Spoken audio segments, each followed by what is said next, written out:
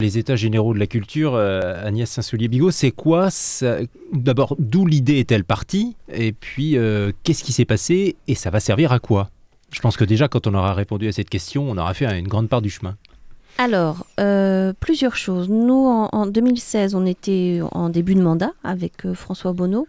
Et donc, on a souhaité, pour la culture, de même que pour le domaine de la formation, de l'économie, lancer une grande démarche de concertation pour rencontrer des personnes et finalement redéfinir notre feuille de route, revoir nos dispositifs, quelles étaient les priorités émanant et des citoyens et des acteurs culturels.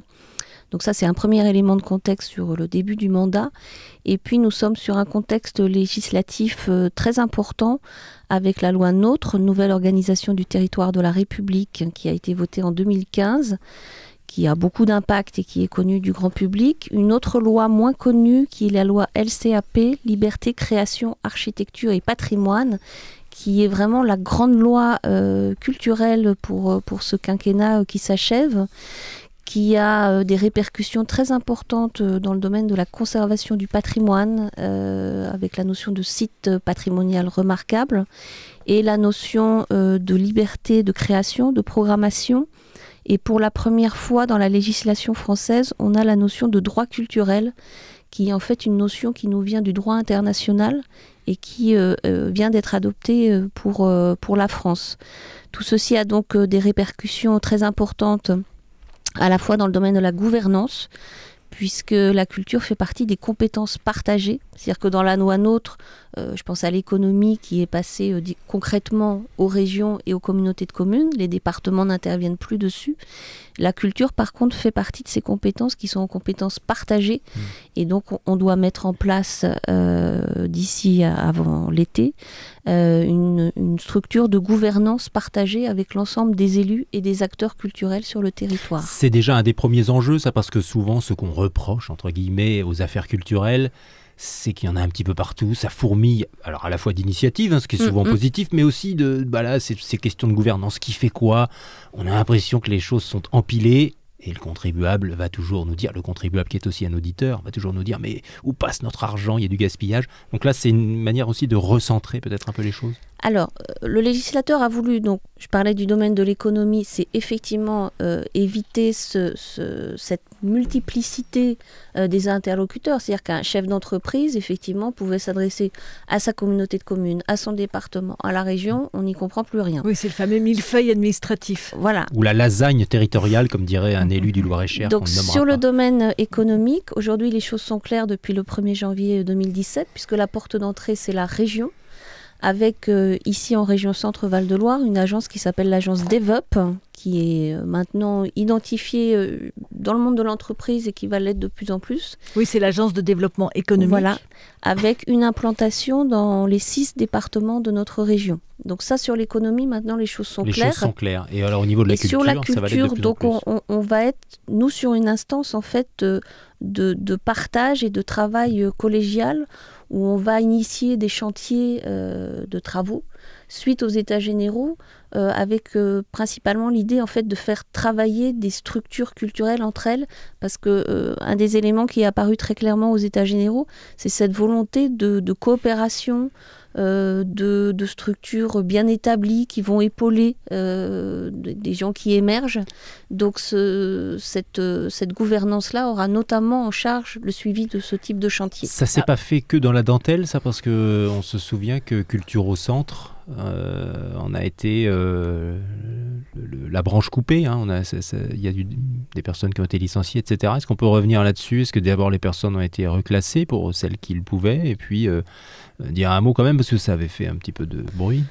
Alors, je comprends pas bien la liaison que vous faites entre les états généraux, la nouvelle gouvernance et Culture au Centre. Voilà, c'est une liaison qui vous appartient. C'était l'agence culturelle de la région Centre. C'était l'agence culturelle de la région Centre, ça concernait la culture. C'est pas un reproche, c'est juste on vous pose juste donc la question comme ça. Dans l'historique, donc Culture au Centre avait effectivement, alors il y avait eu le Festival excentrique, il y avait un observatoire des métiers, et sur les derniers temps, on était sur de l'accompagnement des collectivités pour porter leurs projets culturels. Le choix qui a été fait dans un souci de rationalisation des dépenses, c'est de réinternaliser ce travail d'accompagnement des territoires. Donc nous, au niveau de la direction culture, on a donc 3 personnes qui étaient à Culture au Centre, qui sont intégrées depuis septembre 2016 au sein de la direction culture.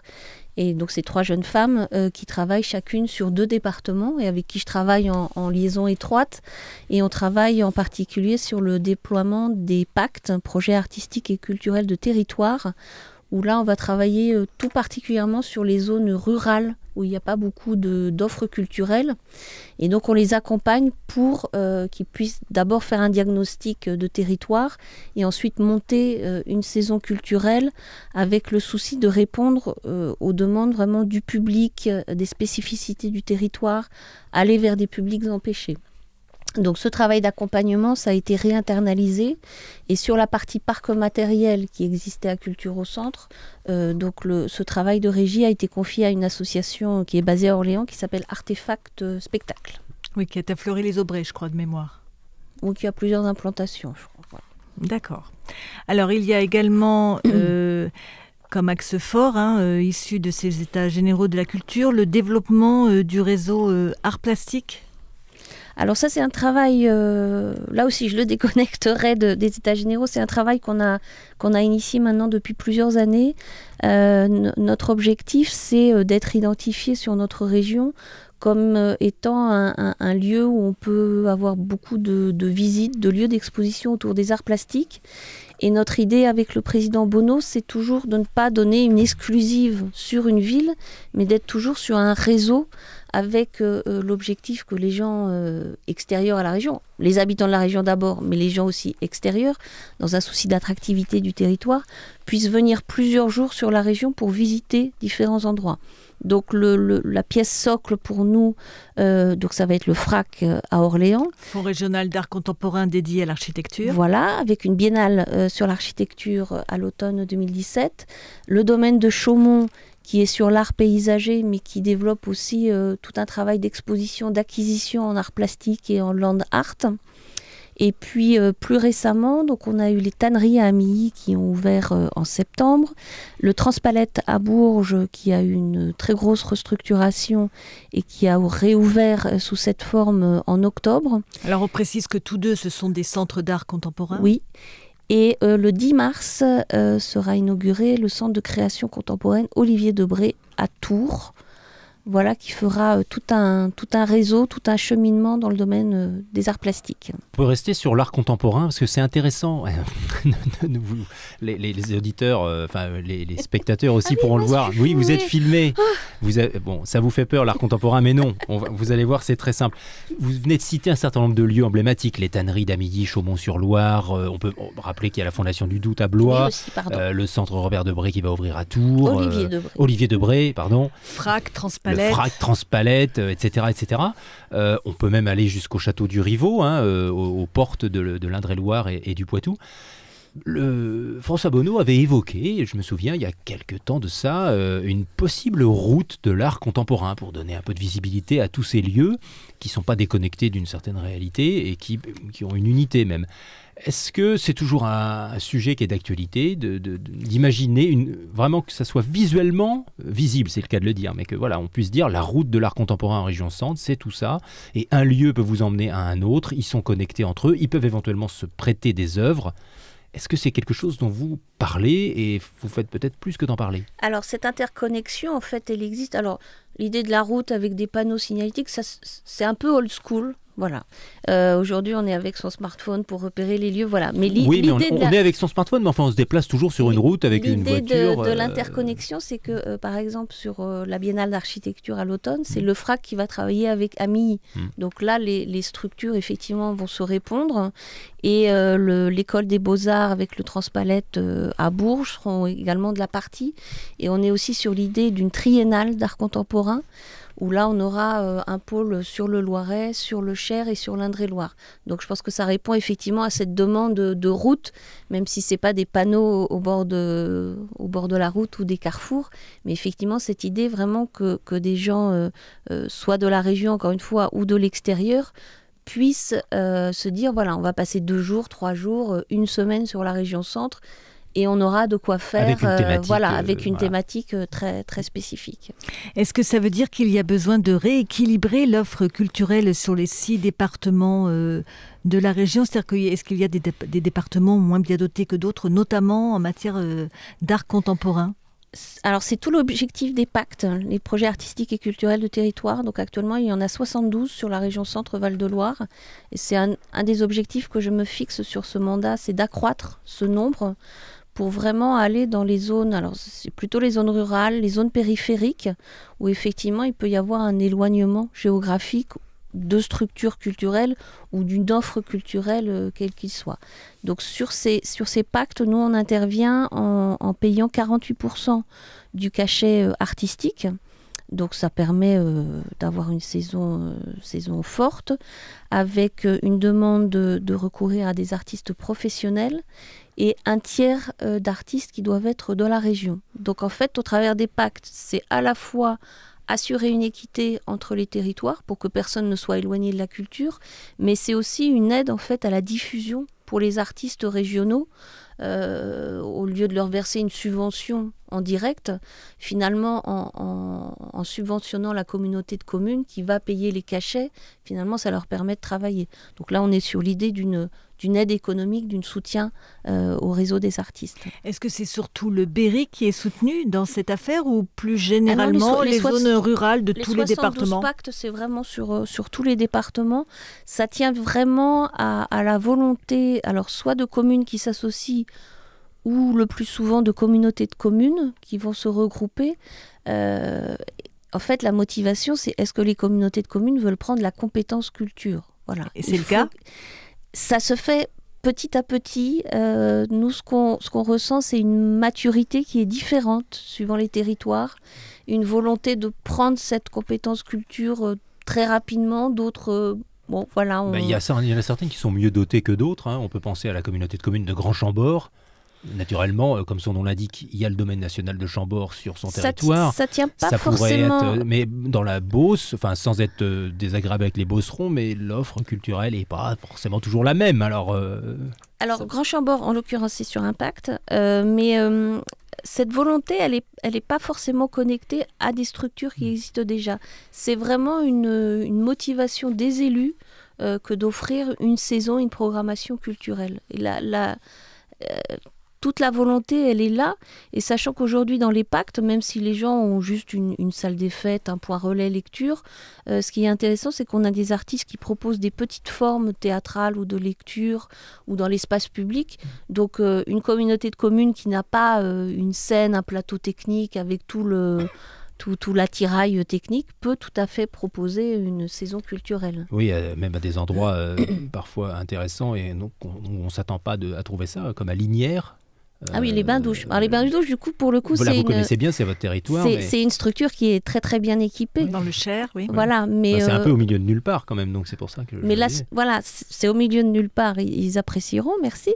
C'est pas forcément péjoratif. Mais il y a vraiment une très très belle structure. Mais vous pouvez avoir des lectures dans des caves chez les vignerons, dans l'espace public. Voilà, donc la culture n'a pas besoin forcément d'un plateau, d'une assise technique. Et c'est ça qu'on essaye de développer dans les pactes. Alors, vous parliez de culture, de lecture. Il y a donc cette manifestation 1000 lectures d'hiver qui a déjà plusieurs années d'existence. Est-ce que vous avez revu son format, le fonctionnement, ou est-ce que c'est une manifestation finalement qui se passe bien ?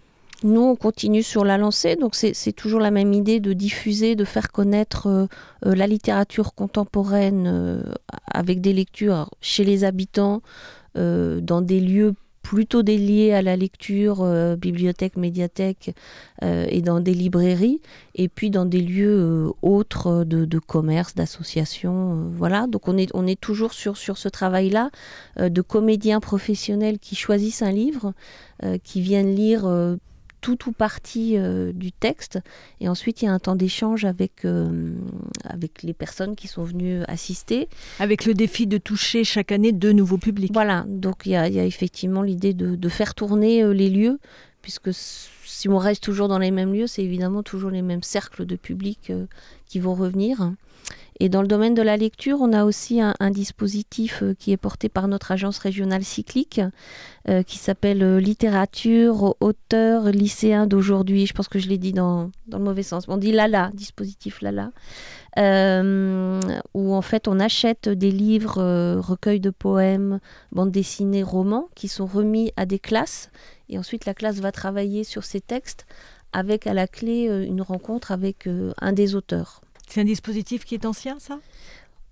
Ça a quelques années. Voilà, c'est plus récent que mes lectures d'hiver. Et puis, vous parliez de cyclique, il y a l'aide également à l'écriture et au tournage. Là, on parle de cinéma et justement, la région va être présente au César. Oui, on va être représenté au moins virtuellement. Donc, à la cérémonie des Césars, on aura 2 films qui s'appellent Diamant Noir et Divine, qui ont été aidés pour de l'aide au tournage pour Diamant Noir et sur de l'aide à l'écriture pour Divine de Ouda Benyamina. Donc Divine avait déjà reçu la Caméra d'Or au Festival de Cannes, donc qui récompense le meilleur premier film. Et puis donc ce sont 2 films qui ont plusieurs nominations au César. Donc voilà, donc les habitants de la région Centre-Val de Loire pourront regarder la cérémonie des Césars en se disant qu'ils y sont un petit peu pour quelque chose dans ces créations contemporaines. Et ces aides de la région à la création cinématographique, c'est à budget constant ? Alors de toute façon, tout le budget de la culture a été sanctuarisé, donc on est toujours sur un budget constant.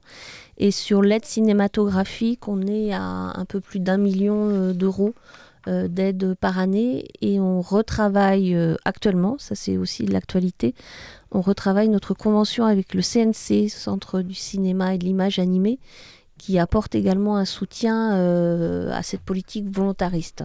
Juste une précision sur le chiffre du budget global de la culture, on peut le dire, il a été sanctuarisé, mais c'est combien ? En fonctionnement, on est à 22 millions d'euros. Et sur l'investissement, on est entre 7 et 9 millions suivant les années. Donc je précise tout de suite cet effet de fluctuation, puisqu'en fait on s'adapte au programme d'investissement des collectivités. Donc là on était sur 2016 à 10 millions d'euros, puisqu'on a eu des gros projets comme le Transpalette, les tanneries, là on a le CCOD qui va ouvrir, donc du coup il y a un lissage en fait qui se fait, voilà. Mais la partie sanctuarisée, c'est effectivement le fonctionnement qui est sur vraiment le soutien aux acteurs culturels. Et en matière de financement, donc il y a un autre tuyau qui sont les emplois Capasso, dont environ un tiers relève de la sphère culturelle.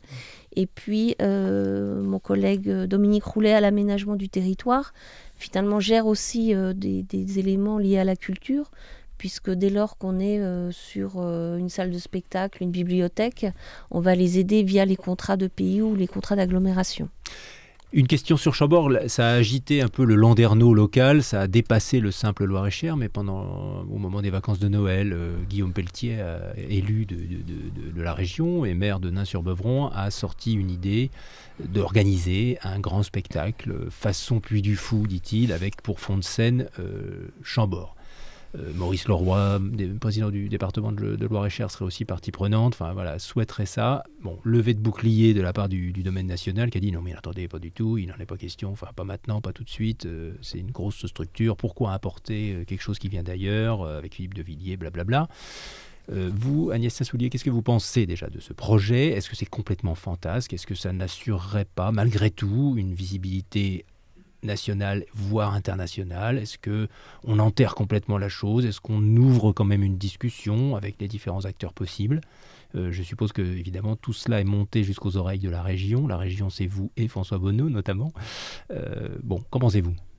Alors déjà, c'est pas une idée nouvelle, parce qu'en fait, il l'avait déjà sorti pendant au moment de la campagne. Oui, ça fait un an et demi. Voilà, donc ça date de fin 2015. Visiblement, les habitants de la région Centre-Val-de-Loire n'ont pas retenu ce projet. Donc là, on a une deuxième partie du feuilleton, effectivement, cet hiver. Moi, je me suis exprimée là-dessus lors de la session de décembre, puisque c'était intervenu dans un amendement. Nous, notre choix, c'est de soutenir les artistes, les créateurs de la région centre ici. Donc je vais une nouvelle fois parler des pactes, mais on peut aussi parler du patrimoine, des musées qui existent ici. Et notre volonté, c'est vraiment de soutenir la création, les habitants de la région, et effectivement pas d'importer un modèle qui viendrait d'ailleurs. Oui, mais il pourrait être créé avec les artistes locaux. Ça pourrait être de la région. Oui, et puis surtout, Guillaume Pelletier a précisé un peu sa pensée. Il dit et c'est un spectacle qui pourrait être itinérant dans la région. Nous, on préfère soutenir des initiatives qui viennent de la région avec des très belles propositions. Donc là, on parlait de l'art contemporain. On aura la saison des festivals qui va s'ouvrir avec le Printemps de Bourges. On peut parler de Terre du Son à Mons, dans l'Indre-et-Loire. Donc l'idée, c'est vraiment qu'est-ce qui vient du terrain, qu'est-ce qui émerge comme projet associatif et comment on peut les soutenir. Et je pense qu'on a aujourd'hui des propositions culturelles, événementielles, patrimoniales qui ont tout à fait leur cohérence. D'accord. Alors vous êtes chargée également de la créativité numérique. Ça veut dire quoi très concrètement Agnès Saint-Soulier-Bigot? Eh bien, ça veut dire, par exemple, hier, j'étais à Labomédia, donc qui est au 108, ici à Orléans. Oui. Voilà. Donc, il y a vraiment tout un travail autour du numérique assez presque fantasque, voilà, qui ouvre beaucoup de champs, des gens qui créent des prototypes. Donc, on m'a présenté, par exemple, une éolienne qu'on peut fabriquer soi-même, avec du grillage à poules, du plastique. Vous mettez votre éolienne sur le balcon et ça va vous fournir l'électricité pour votre ordinateur. Donc là, ils sont bien avancés dans leur projet. Là, on sort un peu de la culture quand même. On est dans l'éducation populaire qui est pas loin de la culture et on est quand même sur des notions de codage, de création, de fabrication. Donc ils en sont presque arrivés à la fin de ce prototypage. Et dans les Fab Labs, on donne toujours ensuite sur Internet tous les plans. Voilà, en libre pour pouvoir, accès. voilà, c'est toujours dans cet esprit-là. On m'a présenté aussi un projet qui est plus au début. C'est une petite voiture, une voiture d'enfant. On met une plante dessus et en fait la plante, par son mouvement, le fait qu'elle recherche le soleil ou l'eau, en fait avec des capteurs qui sont sur la plante, ça va faire se déplacer la voiture. Voilà une énergie pour demain. Et donc la plante va aller chercher le soleil, va aller chercher l'eau dont elle a besoin. Donc ce sera sans doute la nouvelle animal domestique. Et on est aussi sur quelque chose... Là, ça rejoint vraiment la créativité, le domaine culturel. Parce qu'il y a beaucoup d'artistes aujourd'hui qui travaillent sur la relation entre humains, animaux, végétal. Et donc là, c'est vraiment comment on va sentir finalement les vibrations et les besoins d'une plante et comment ça va se manifester par un mouvement. Voilà, donc on l'aura compris, Agnès Saint-Soulier-Bigot, vous avez du pain sur la planche, votre activité immédiate. Qu'est-ce qu'il y a sur votre agenda actuellement ? Oula, beaucoup de choses. Alors, la convention avec le CNC, j'en ai parlé. Et puis, pour revenir aux États généraux de la culture, donc on aura...